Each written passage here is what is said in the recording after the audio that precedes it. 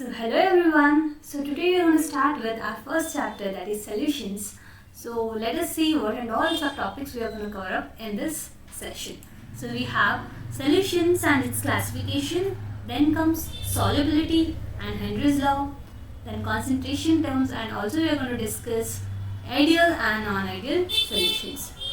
So basically let us move on to our first topic, what is solutions. Solution is a homogeneous mixture of two or more substances in same or different physical phases. So what does this mean? Before I move on, let me share you one story. So today, this morning, I drank a cup of tea, and when I saw the tea, I found it is also called as a solution. And then question is, why do I call a tea as a solution? Because one thing, solution, it should be homogeneous, and I can see that tea is completely homogeneous. What is the meaning of homogeneous then? Homogeneous means uniform composition. It's completely uniform, and obviously tea is completely uniform, right? So then I wondered, to make a tea, there are different substances added to make a tea, right? It could be milk, tea powder, sugar, right? So these all are mixed together to make out one solution, one homogeneous mixture, right? So what and all that substance which are added to make that tea, that solution, is called as components of solution, right?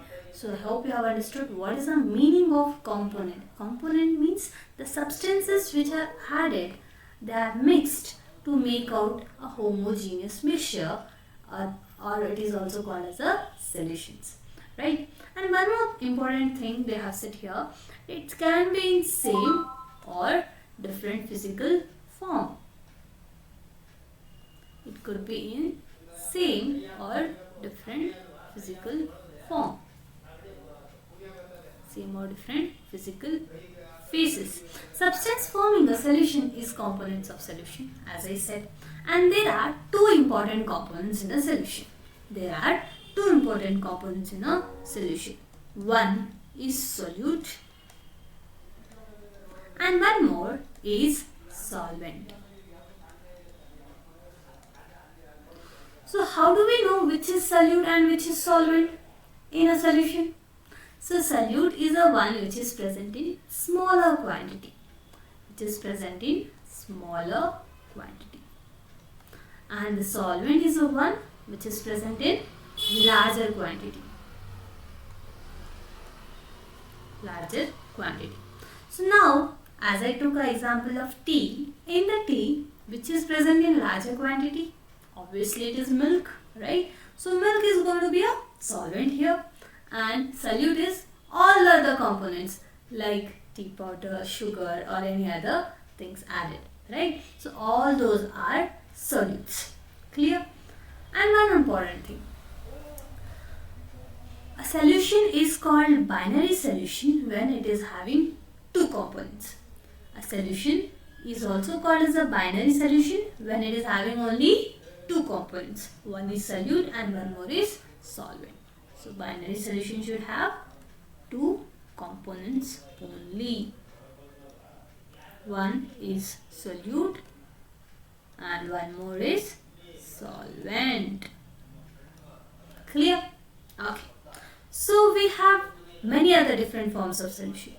We can call it as trinary solution. And what is this trinary solution? A solution which is having three components. Three components. And we have similarly quaternary solutions. That is a solution which is having four components. And one important note here. One important note. What is that note? Solvent and solution have same physical phase or same physical state. What do I mean by this? solvent is the one which decides the physical state of a solution. Example. Best example, I took tea, right? In that tea, solvent was a milk, as I said. And if solvent is a milk, then that is in which form? It is in liquid form. And when I added different solute to it, even after adding, I got a homogeneous mixture, right? I got a homogeneous mixture, and that homogeneous mixture is also in liquid state. So can I say the solvent is the one which decides the physical state of a solution. So I can also say solvent and solution always have same physical states. Clear? Okay. So now let us move on to classifications of solution. So when I say classifications of solutions, we have different types of solutions. Solution can be in liquid form, gaseous form, or also in solid form. Right? So I went to find out the different types of solution in my real life. So when I observed carefully, I got to know that the air which is present around us is also a solution. According to science, according to chemistry, air is also an example of solution. Why? Because in air we have different gases. It can be nitrogen, oxygen, carbon dioxide, right? So again it is completely uniform. So when it is completely uniform, can I call it as a solution? Yes, for sure. Similarly, I went on to find out some examples of solid solution, and I wondered the gold jewelry which every woman likes the most, it is also a solution. It is also a solution. And what type of solution it is? It is a solid solution. And in that solid solution, look, gold jewelry is not 100% pure gold. Everyone know that. Gold jewelry is not 100% pure. Then gold jewelry is having different metals. It could be, along with gold, it could be copper, silver, or any other metal. So when these two solids are mixed, when these two metals are mixed, and we got some mixture of metal, and that is a solid solution. And this solid solution is what responsible for gold jewelry making, right? So again, gold jewelry is a mixture of solid, and it is also an example of solid solution, right? So now let us see different forms, different examples which are given out here. And as I said, gaseous solution, it means the solvent should always be in a gas form. When I say liquid solution, the solvent are always in liquid form, and when I say solid solution, it should be in solid form. Clear? So here we have different solutes, gas in gas, liquid in gas, solid in gas, similarly all the gases. So one by one let us see the different examples given out here. Mixture of oxygen and nitrogen, chloroform mixed with nitrogen, camphor in nitrogen, oxygen dissolved in water, ethanol in water, glucose dissolved in water. Glucose is solid, right? Then gas in solid. Solution of hydrogen in palladium, amalgam of mercury with sodium, and copper dissolved in gold. So all these are examples of different types of solutions. So one more important thing. When a water is used as a solvent, then the solution which I get is called as aqueous solution. When do I call a solution as aqueous solution? When the solvent is water. And if it is not, then it is non-aqueous. Simple. Right? So now let us move on to our next different stages of solution. Why I am calling it as a stages? Because let us see why I am calling. Suppose I have taken a glass of water. It's a glass of water, and now it is till here, it's a water. Okay? Glass of water. And now I have added 1 spoon of sugar. 1 spoon of sugar. And now when I added 1 spoon of sugar, it is dissolved. So Now can I call this solution as an unsaturated solution? Unsaturated solution, because if I add few more spoons of sugar, it can dissolve. Yes, it can dissolve. So it is unsaturated solution. And now second stage is I'll keep on adding few more salts, like suppose 5 to 10 spoons of sugar I have added now. And what happened now? When I add 5 to 10 spoons of sugar in the same glass of water, I found that the solution is now not saturated. It is not unsaturated, is it? It is now saturated. It is completely saturated. Why I am calling it as a saturated? Because the ability of dissolving a sugar in that water is done.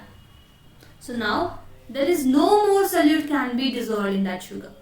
No more sugar can be dissolved in that liquid. So I can call it as saturated solution. Now what's the meaning of super saturated? If I keep on adding little more of this one, and if I increase the temperature, it is going to dissolve that sugar even after that, then I can call it as a super saturated solution. Clear? So now let us move on to our next important topic, that is solubility. So you know this solubility, it's a common term. Solubility means what? Dissolving a solute in a specific amount of solvent. So it defines as maximum amount of solute that can be dissolved in a given specific amount of solvent at a given temperature. It means we are not increasing or decreasing temperature, right? The temperature is kept constant and we are adding solute to a solvent. And how much maximum we can add, that process is called solubility. Simple, right? So solubility depends upon various factors. True. So it depends upon solute, solvent, temperature and pressure. So let us see how. See, when there is a saying, if there is a polar solute and I have polar solvent, then the solubility is going to be high.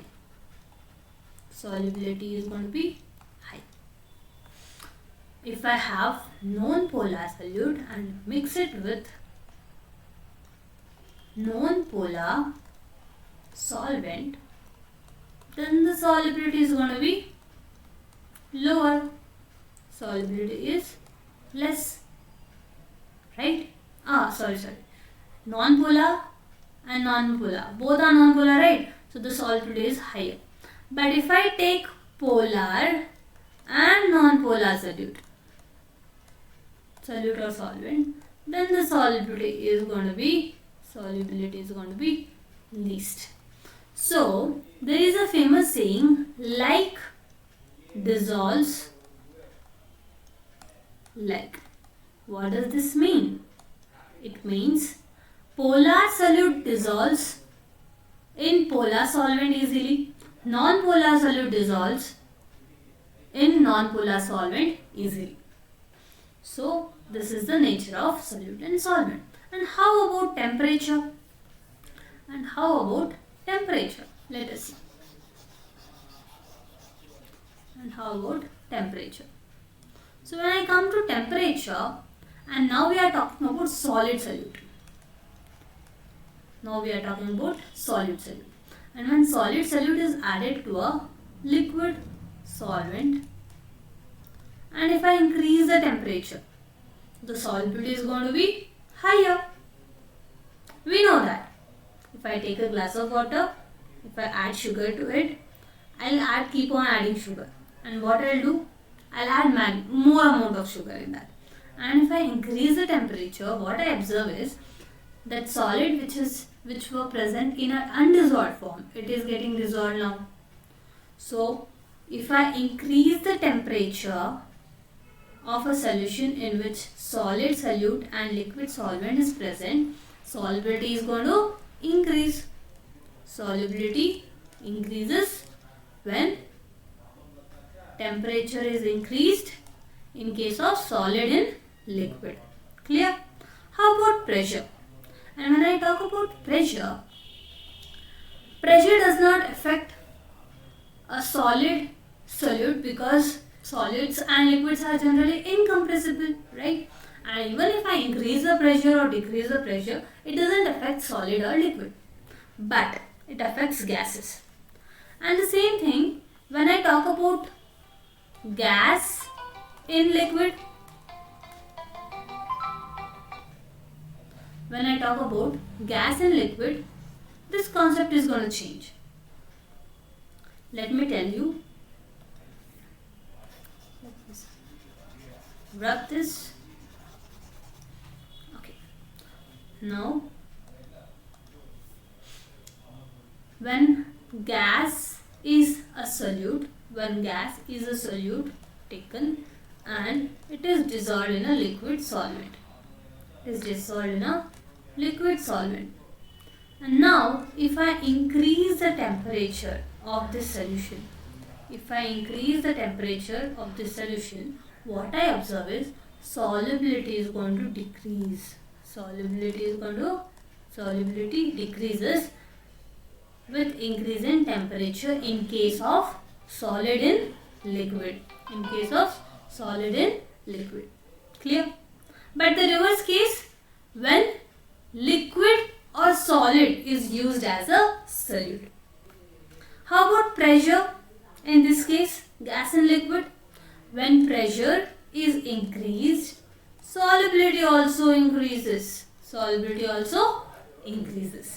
Only in the case of gas and liquid.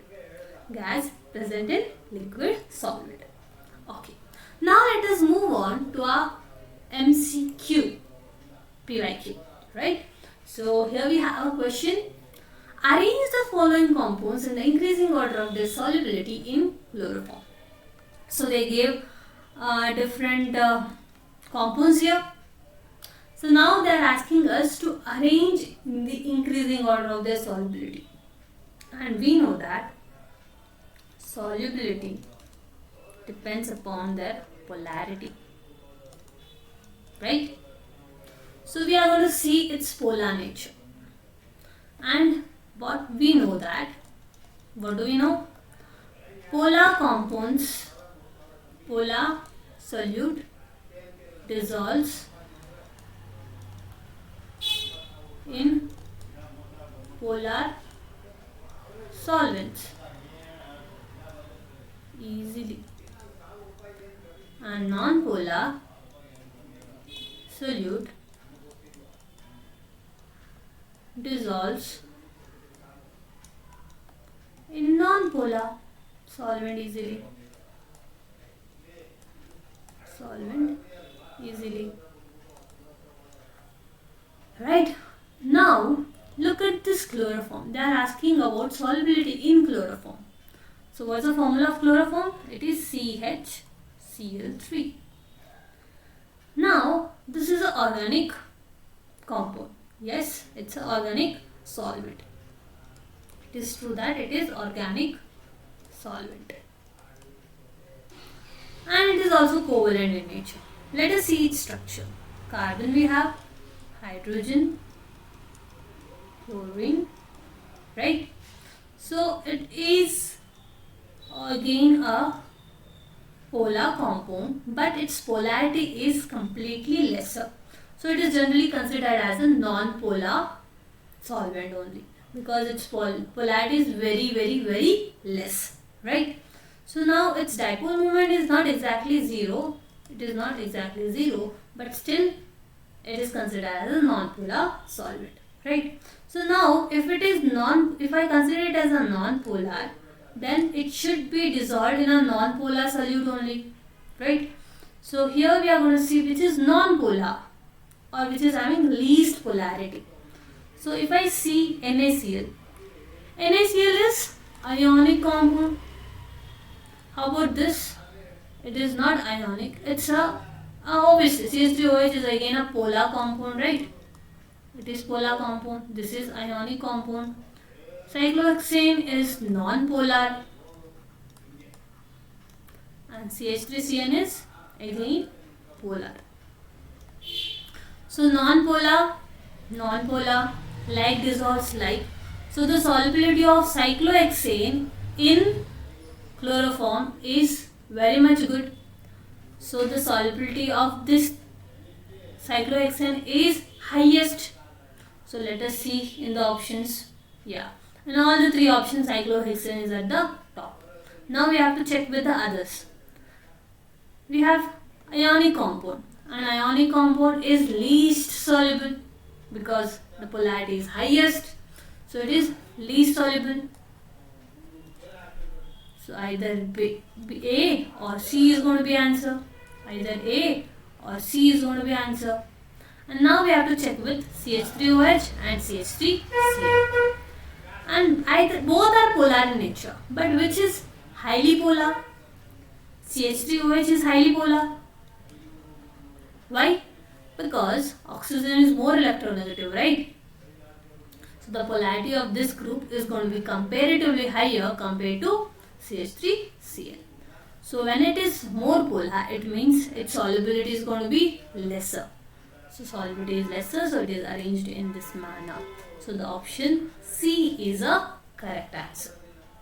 Clear? Okay. Now let us move on to our next concept, that is Henry's law. Henry said about gas and liquid. What he did? He just observed a solution in which solute is a gas and solvent is a liquid. Best example for gas and liquid, I gave you oxygen dissolved in water. That is one example. Carbon dioxide in soda bottle. Right?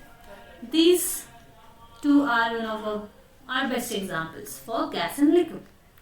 And now you might have wondered, if you observe carefully. Suppose you have a soda bottle in your hand. You are going to open it.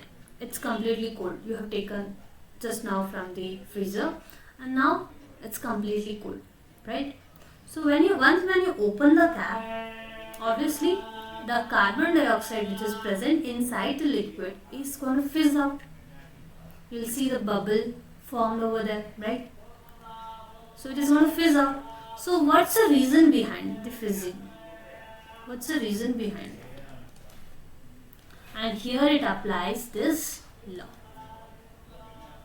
And what it says is, what is this law states?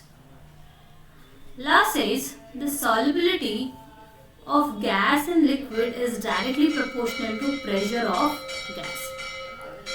So the pressure is solubility is directly proportional to pressure. Solubility of what? Solubility of a gas in a liquid. Solubility of gas in a liquid is higher if the pressure is higher. Simple. Proportional means what? If solubility is higher, it means pressure is also higher.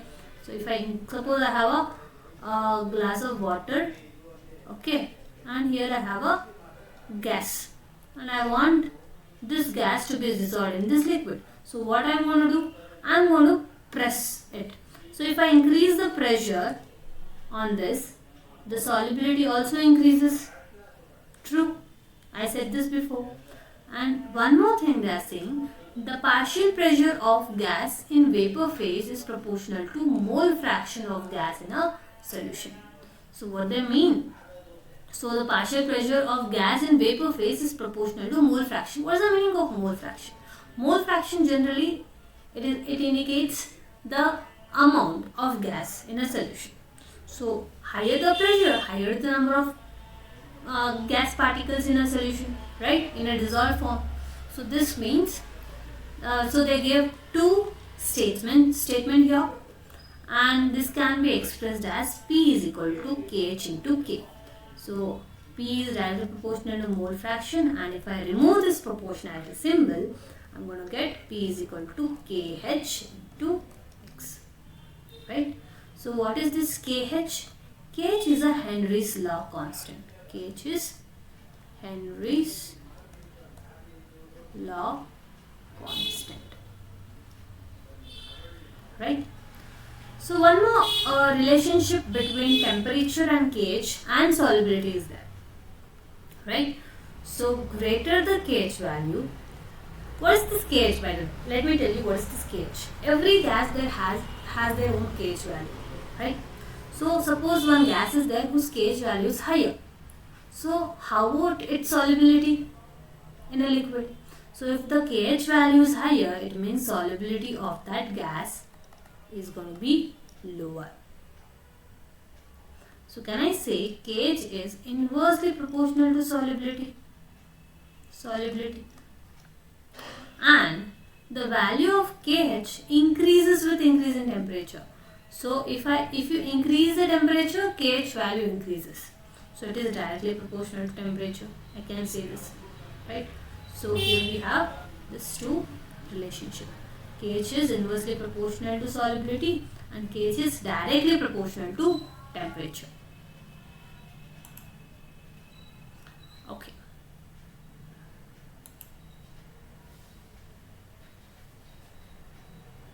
So next move on to our next question here. Henry's law constant value of these gases A, B, C in water are 145, 2 into 10 power minus 5, 35 Kelvin kilobar respectively. The solubility of these gases in water follows the order. So again they are asking to arrange them based on their solubility, right? So as I said, we have a relationship between KH value and the solubility. What is that relationship? KH is inversely proportional to solubility of gas, right? So now, simple concept, they are asking us to arrange in an order of decreasing order. So everywhere it's a decreasing order. So decreasing order means higher to lower. So let us see which gas is having higher solubility, right? So we have to look for lower KH value. So the least one here is this is the least one. So 2 into 10 power minus 5 is least value of KH. It's a least value of KH. And it means the solubility is highest. So solubility of this is going to be highest. So B is highest, right? And then comes which is lowest here. Okay, soluble, least soluble. It means we have to look for highest KH value. So which is highest? Obviously it is A. So this order. So option B here is a correct answer. Simple. Okay. One more question on the same topic. They have given us different gases and KH value over here. KH is a Henry's law constant in water. The order of the solubility in water. Same constant. Similar. Completely similar. Now you can easily say. So we have to arrange them in an increasing order of their solubility. So the one which is having highest solubility, they should have least KH value. So we will look for the least value here. So which is least here? This one is the least. So either B or C is going to be answer. And now let us see further. Oh, option B and C both are same. Options are given same. Some there is a mistake, I think. So either B or C, anything you can mark. It's going to be a correct answer. Just you have to remove. You should learn whenever you attend any competitive MCQs. You have to look for removing the options. When you remove the options, it's become easier for you to attend the numericals, right? It consumes lesser time and you can easily do it. So now let us move on to applications of Henry's law. So I just said it is helpful in soft drinks and soda water. It is applicable in deep sea divers and at the high altitude. How it is going to applicable in deep sea divers? And as I said, divers usually carry a tank, right? So that tank is filled with air, mainly oxygen, and along with that helium gas is used. And why does this helium gas is used? Before they were not using helium gas, but when they observed nitrogen gas is going to move inside our blood capillaries because of pressure deep inside the water, this is started to be used, and again it is applicable over here. And at a higher altitude, we know that pressure of oxygen is slightly lesser compared to ground level. So when the pressure of oxygen is lesser, then solubility of that gas in our body is also lesser. The people who is living over there, the oxygen level is going to become lesser. When the oxygen level is lesser, it means they'll suffer with a lot of problems. So again, lesser the pressure, lesser is the solubility. So this is observed even in this case.